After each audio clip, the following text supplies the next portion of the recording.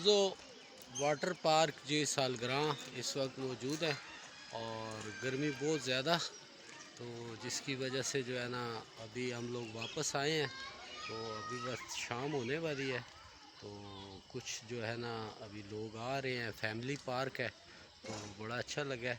तो अभी जनाब अहमद अली नहाना चाहता है, वो भी आपको दिखाते हैं ज़रा। जब तारिक भाई के साथ हम बहुत पहले आए थे ना, पठान क्या करते थे, वहाँ से उतर के नीचे फिर के उनको भगाते थे।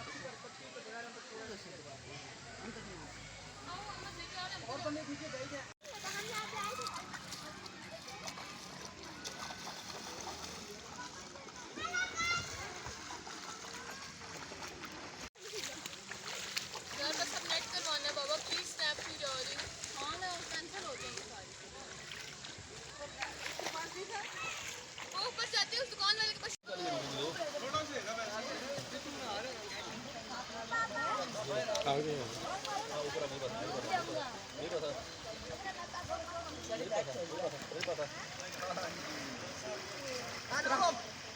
आगे गहरा नहीं है ना।